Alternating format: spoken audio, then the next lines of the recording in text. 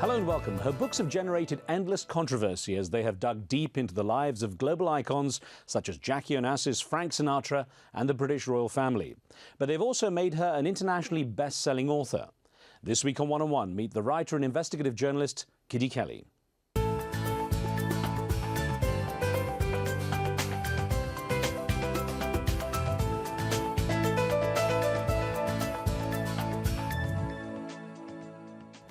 Few have managed to carve out such a successful career by delving so thoroughly into the lives of the rich and famous. But Kitty Kelley found that the public's appetite for the unsaid stuff about the stars is endless. Her career began in the 1960s once she moved to Washington, D.C. to work as a press assistant to the influential U.S. Senator Eugene McCarthy. Kelley then took a more journalistic path, ending up at the Washington Post, but found she got more traction with articles looking behind the scenes at the lives of celebrities. Kelley's acknowledged as someone who spends years researching her subjects, but she also remains controversial for some of the content she includes in her books, which is perhaps why she continues to be such a best-selling author.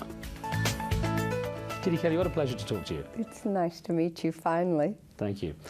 Now, you've done biographies on some of the most powerful and influential people in the world over the past 50 years, actually. And I wonder how delving into their lives, into their stories, has changed your view of the famous and powerful. Well, you're right. I have done several biographies only of people who are alive and very, very powerful, have great impact on our lives. And I've come away with a real respect for what it's taken to showcase their particular talents on a national scale, international, really. Now, explain to me the phrase you use to describe your work. You say your writing is about moving an icon out of the moonlight and into the sunlight. Well, moving an icon out of the moonlight where it is, the sunlight is very bright. And the sunlight shows everything. And that's kind of what an independent biography does. By independent, I mean I write these books without the person's approval or authority. And it's difficult at times. I was wondering, yes, because of course you have to really work around the subject, and obviously people don't want a lot of their lives exposed in many ways. So I guess I know you do a phenomenal number of interviews for each book. I think it's almost 1,000 for most books. I think it was about 3,000 for Oprah. Yes, it takes about an average of 1,000 interviews, which is why it takes me about 4 years. And I sort of write from the outside looking in. So I stretch this great big net of people who know the subject, who've known the subject over the years, like classmates, employees, family, friends, associates, perhaps some who aren't friends, people that have known the individual in various stages of their lives. Your books go to the top of the New York Times bestseller lists. People seem to love biographies. What is it you think that makes people love reading biographies? It's almost the pull that takes us into fairy tales, because these people are larger than life and we look up to them and we want to know about them, I think. It's just plain curiosity.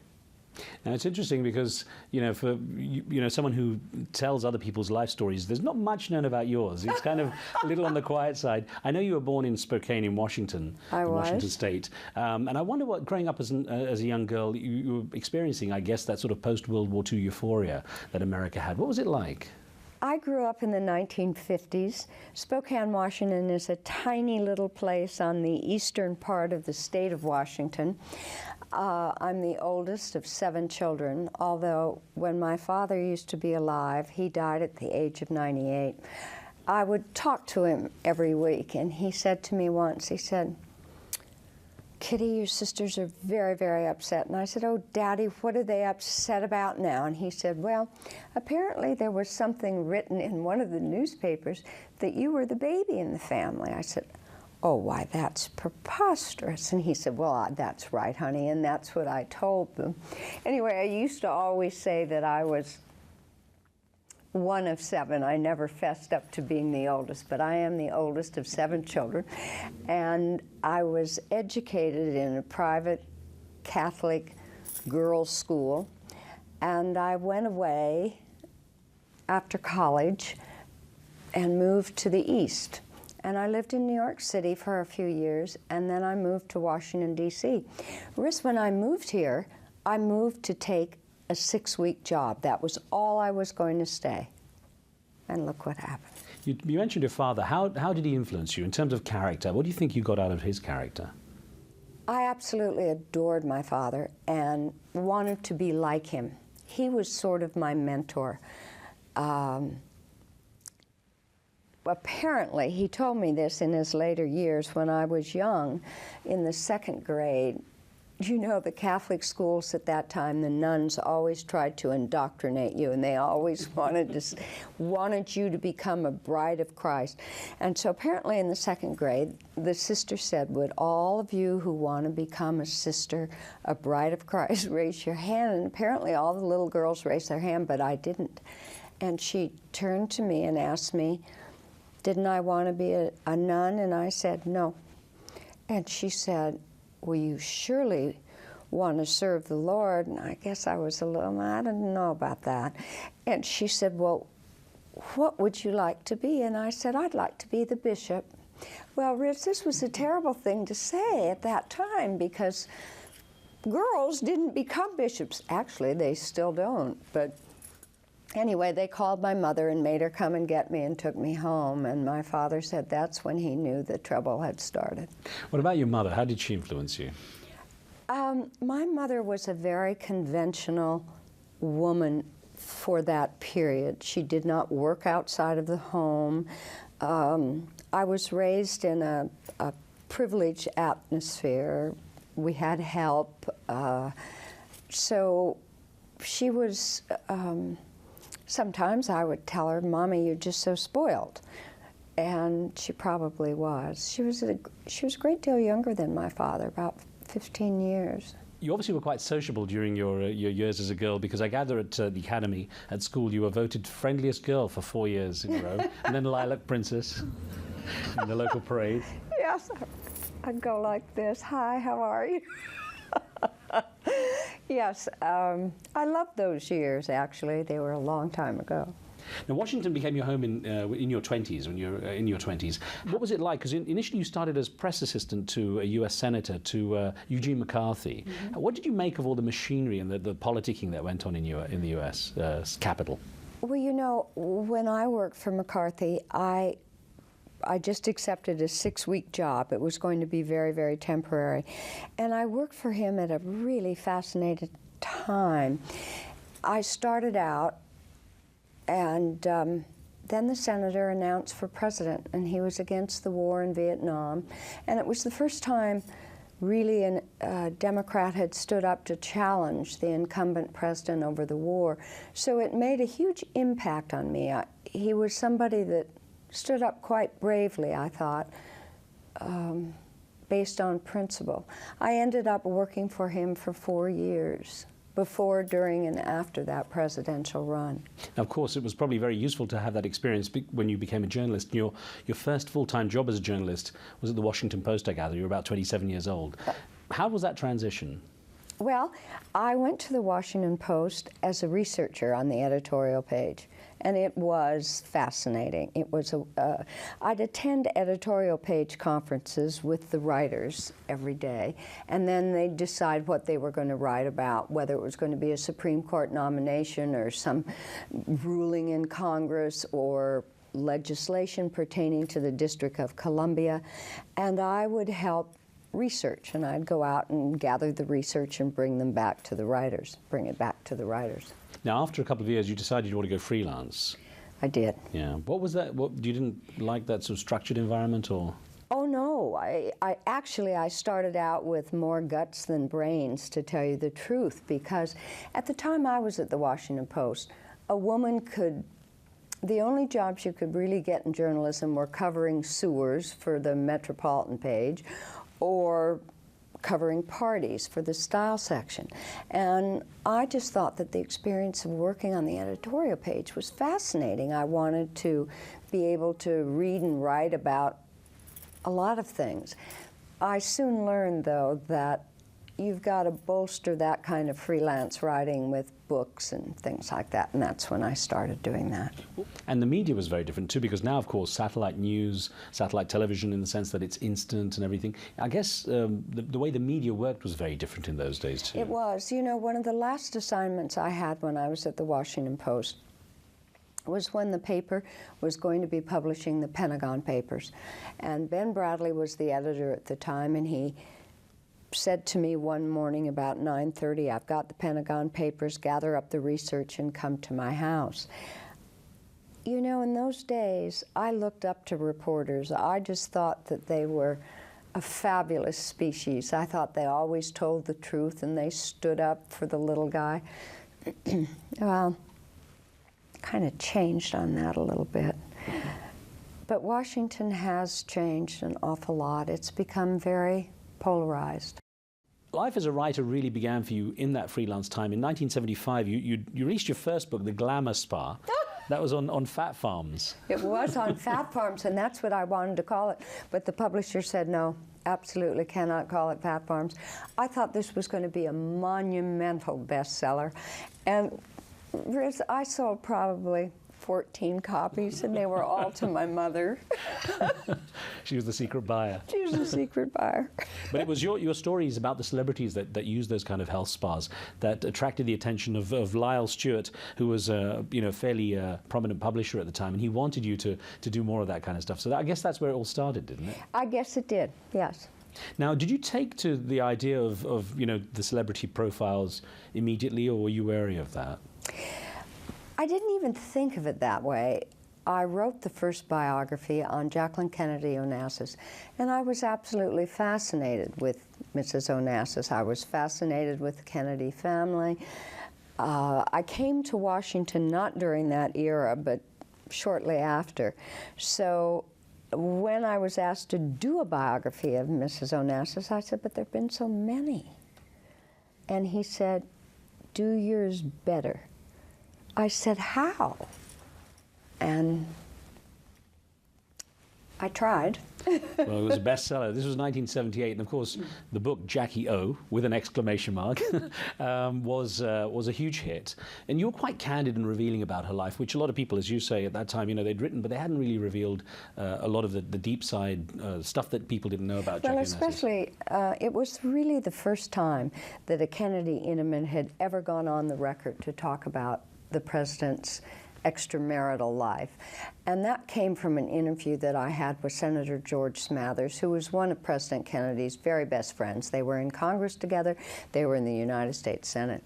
And when he gave me that interview, which lasted, as I recall, for about 2.5 hours, he was so frank and so open about the president and his sex life and the women that he had in his life that I was sure he was going to deny everything when the book came out. But he didn't. And when the Washington Post called him to say, well, why did you give this interview? And the senator, who was Southern, said, well, I guess I was just run over by a dumb-looking blonde. Now, I wonder, because Jackie Onassis, of course, was Jackie Kennedy, as she was before that, was the darling of the American people. When all this came out, did you get any backlash? Yes, there were people who were not pleased with the book. Her friends were not pleased with the book. And you followed up pretty soon after with a book on Elizabeth Taylor, one on Frank Sinatra. I gather Frank Sinatra tried to get the book on him, his way, actually banned from publication. He did. Before I had written a word, he sued me for over $2 million, and that was sort of his way of sending a press release to the world. In his lawsuit, he said that he and he alone had the right to write about his life. Nobody else was allowed to do it. That surely was going to give more fuel to the interest in your book, though. Well, yes, in retrospect, but Riz, when you think about it, Frank Sinatra did not sue the publisher. He sued me. And so what he was hoping to do was so frighten the publisher that they'd never publish the book. So, and it was nip and tuck for a while, quite frankly. And presumably it was all a bit spooky because, of course, you were revealing contacts with the mob and his kind of darker side. Yes. and I think that's why he wanted to kill the book. He did have organized crime contacts, and he at that time did not want to revisit the situation because he was a darling of the Reagan administration. President Reagan had given him the Medal of Freedom. He had really reached the height of respectability. Do you generally get feedback or direct contact from your subjects? Well, you know, every subject I contact and I tell them. I write them as a matter of courtesy to say I'm doing the book and I'd like very much if they'd cooperate, and I'm going to try and be as fair and as open as possible, and I tell them I'll be contacting many, many people. And I go back frequently and ask for an interview, but the people that I write about are so powerful that they have so many publicists to put forward their public image that the last thing they want is an independent writer. And of course, especially if you're delving into the darker side of these people and revealing things they don't want, it leaves you as a target. 1991, you were the subject of an unauthorized biography, Poison Pen. Did that sting? Do you know? It did. At first, there was another title, and then they gave it Poison Pen. It was a revenge book assigned by Lyle Stewart. That was the story, wasn't it, for him getting, was it George Carponzi Jr.? So, yeah. I guess it shows how murky publishing can be. Yes, it does. Did you feel like, I mean, you know, obviously being at the other end of it, did you feel this was kind of, you know, something you had to take action against? Did you feel like responding to it? No, absolutely not. No, I don't. And you know what? Again, it probably sold 3 copies. In 1997, you had a huge hit with The Royals, which was about the British monarchy. How did you get stories and facts and figures from behind what are very closed doors? And as an American, it was very, very difficult. But I had friends within Buckingham Palace and friends in Kensington Palace, and that helped immensely. As a matter of fact, the book opens with a scene of Princess Margaret talking to her butler. And when Princess Margaret went out of town, her butler called me and said, "Okay, the coast is clear, come on over." And he took me through Kensington Palace, which was really an eye-opener for me. I expected it to be inlaid with rubies and diamonds, but it was really kind of shabby. In a royal way. But the thing about the British royals, they're almost sacred for a lot of people in Britain. And I gather the book couldn't be published in Britain. It still isn't. This book was published in 34 foreign languages, but not in the Queen's English. They were afraid to sell it over there.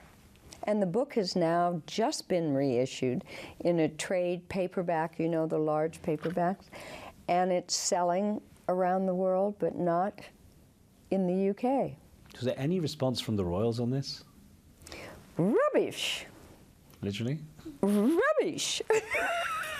It's a tricky one, though, especially taking on the British monarchy. Yeah. You'd say that they're so... But you know, the one thing I love about doing these books, it isn't just a story about somebody's life.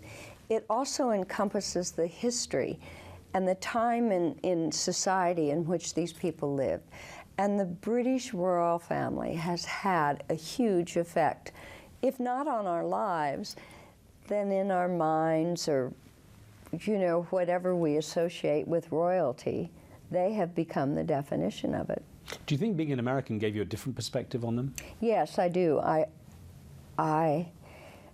think I was probably less deferential than a British subject might be. And I came to understand the difference between a subject and a citizen. Well, it's true. I'm a British subject. Actually, I like the royals, I guess, because I wonder, you know, a lot of people see them as a unifying force in Britain. I mean, I know some say it's outdated, but some people... But so you were treading on fairly thin ice. Very thin ice. How do your friends and family regard your writings? Are they scared that they're going to end up in... No, they're not scared, but Well, even I sometimes, if someone comes up to me on the street and says, "Are you Kitty Kelley?" I just, no, she's much taller and thinner than I am. It's always difficult getting people to pick their favorites when it's their own work, but which of the books did you most enjoy writing? It's always the last one. You so enjoy the last one because you're so thankful it's over, and you never thought that you'd finish it. My least favorite book, I can tell you, was the one on Elizabeth Taylor. Oh, really? Mm-hmm. Why? It was a book I wrote after Jackie O, and I had hoped to sort of tell the story of the last movie star, because it was a time when the studio system was disintegrating, but it was the least favorite of all the books I've written. And what about the tricky part of tackling Oprah Winfrey as a story?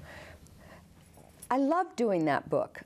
And it was a very hard book to sell because publishers were afraid, because she's so powerful. She's not only powerful in our society, but she's immensely powerful in publishing.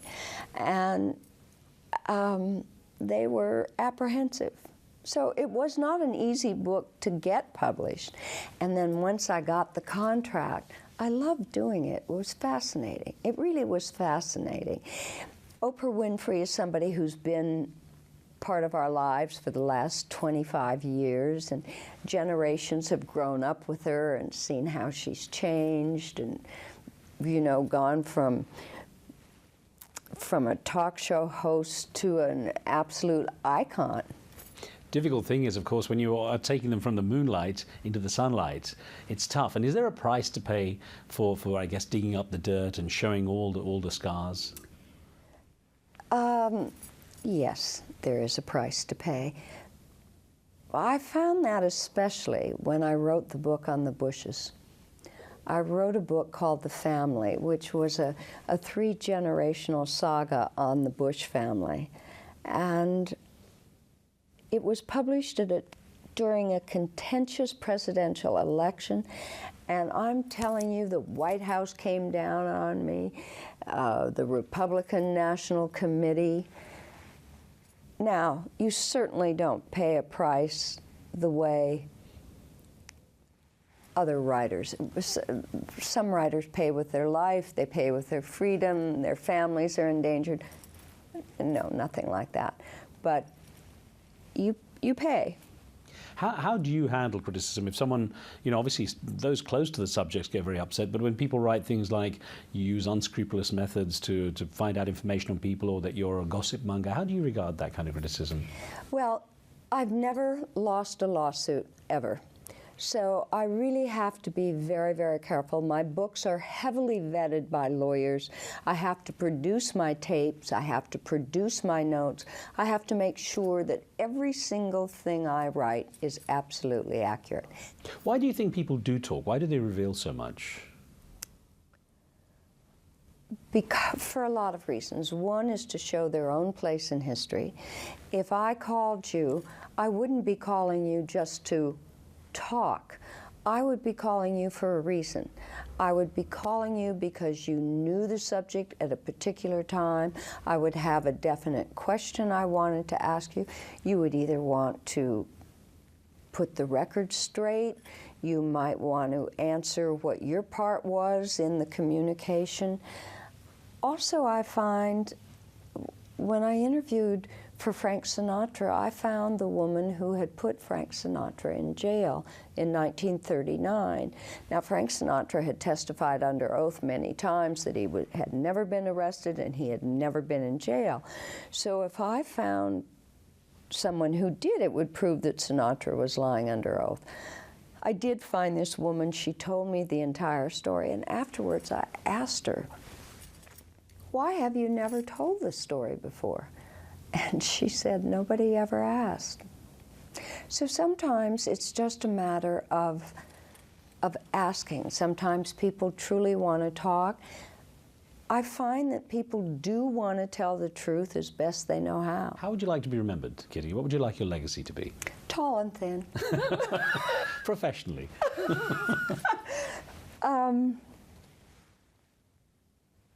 brave and accurate. Kitty Kelley, thank you so much for your time. Thank you.